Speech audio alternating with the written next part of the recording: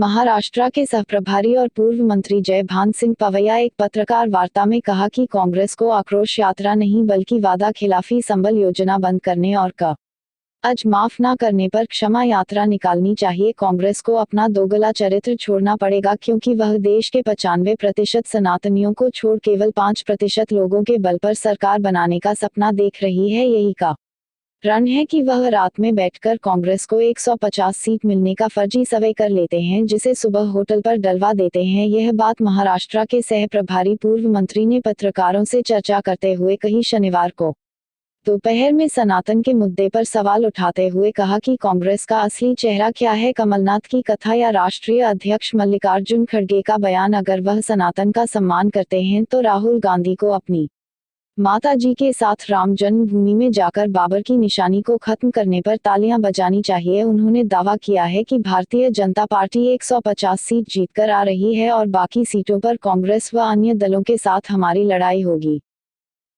अंचल में कन्वर पीछे हो जा भैया, शांत।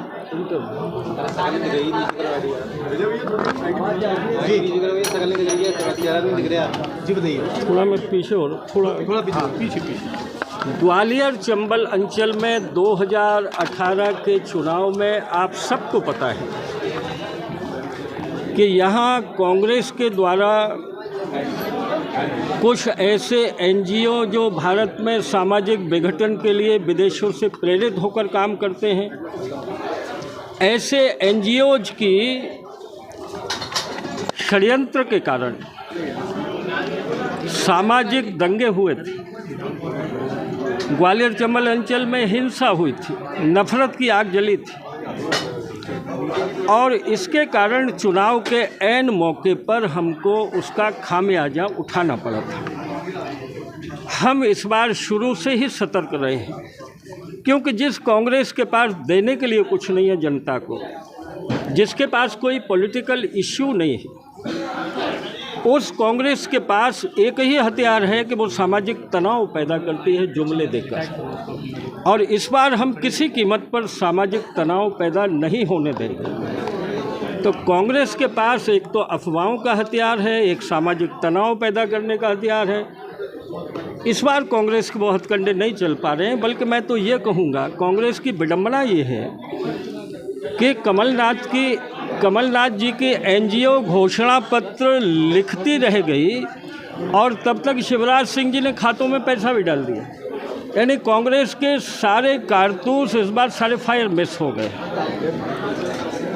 एक मुख्य सवाल ये है कि बीजेपी के कई नेता जो हैं, जो सिंधिया जी के साथ में आए थे, वो लगातार अब कांग्रेस में शामिल हो रहे हैं। आपने कहा कि 3 गुंबदों में से एक गुंबद आपने फाड़ लिया। देखिए, आजकल चुनाव में इच्छाओं के कारण, आकांक्षा के कारण कभी कभी धैर्य और संयम पर राजनीतिक कार्यकर्ता काबू नहीं रख पाता है, तो उसके कारण दलों में आने जाने का कुछ सिलसिला चलता है। मैं इस तरह का कार्यकर्ता हूं कि अगर भाजपा का एक भी कार्यकर्ता परिवार से जाता है तो मेरे मन को अच्छा नहीं लगता है, पर होता है।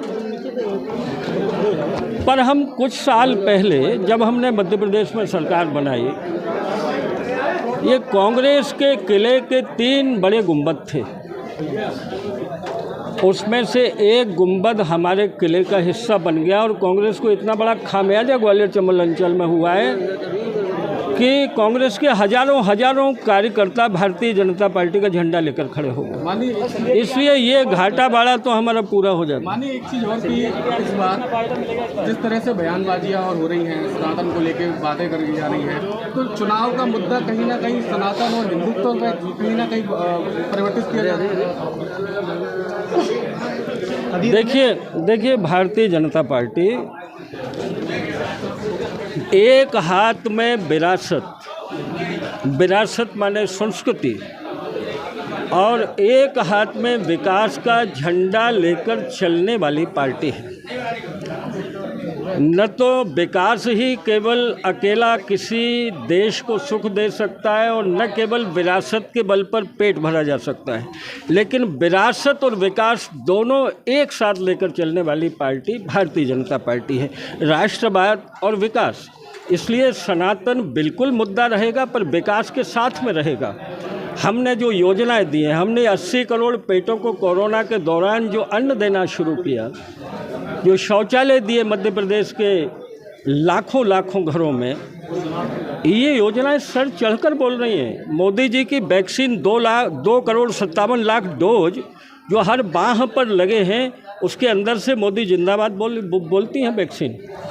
तो विकास भी बोलेगा और सनातन के मुद्दे पर कांग्रेस के खिलाफ आक्रोश का ज्वालामुखी मध्य प्रदेश में फटने वाला। अधीर रंजन चौधरी जी ने कहा है कि बीजेपी जो है वो नफरत की राजनीति करती है। अधीर रंजन चौधरी जी क्या मतलब किस तरीके दुलू जी ने नवीन संसद में बयान दिया है। नवीन संसद में बयान दिया देखिए, भाजपा के एक सांसद महोदय ने कुछ शब्द ऐसे बोले हैं जिनका समर्थन भारतीय जनता पार्टी कभी नहीं करती है। असंसदीय भाषा या शब्दों की मर्यादा लांघना, ये अटल बिहारी वाजपेयी की पार्टी है और इसलिए हमारी पार्टी के केंद्रीय नेतृत्व ने नोटिस जारी किया है। हम ऐसी परंपराओं को कभी स्वीकार नहीं करते हैं और राजनाथ सिंह जी के द्वारा तत्काल खड़े होकर हृदय से खेद मांगना इसी परंपरा का हिस्सा है। केंद्र में 3 बार सत्ता बनाने वाली आम आदमी पार्टी इस बार दम भर रही है कि बीजेपी और कांग्रेस को पछाड़ कर वो आगे आएगी। क्या कहना है? बीजेपी और कांग्रेस को पछाड़ कर वो आगे आएगी? नहीं, कई क्षेत्र होंगे जहां छोटी पार्टियों के साथ बीजेपी की लड़ाई रहेगी, कांग्रेस वहाँ नदारद होगी, ऐसे कुछ एरियाज हो सकते हैं। एक मुख्य सवाल ये है कि जैसा कि आपने कहा कि जल्द ही राम मंदिर का शिलान्यास होने जा रहा है और उस स्थिति में राहुल गांधी सहित कोई फैमिली का जो वहाँ पर अभी तक दर्शन करने के लिए नहीं आया, आपने आमंत्रण भी किया है। नहीं, ये कांग्रेसी हमको चिढ़ाने के लिए नारा लगाते थे कि भाजपा वाले कहते हैं मंदिर वहीं बनाएंगे पर तारीख नहीं बताएंगे। तो अगर किसी कांग्रेसी के भाग जग रहे हैं तो मैं न्योता दे रहा हूँ, 24 जनवरी को मेरे रामलला का दुनिया के सबसे बड़े मंदिर में अभिषेक होने वाला है। आए तो आ जाए कांग्रेस और सोनिया जी को जरूर लेते हैं। कितना फ़ायदा मिलेगा कांग्रेस से? कांग्रेस को इसके दर्शन मात्र से, कांग्रेस को दर्शन मात्र से फ़ायदा मिल जाएगा? ये बाबरी समर्थकों को चिढ़ाना कांग्रेस के बूते की बात नहीं है।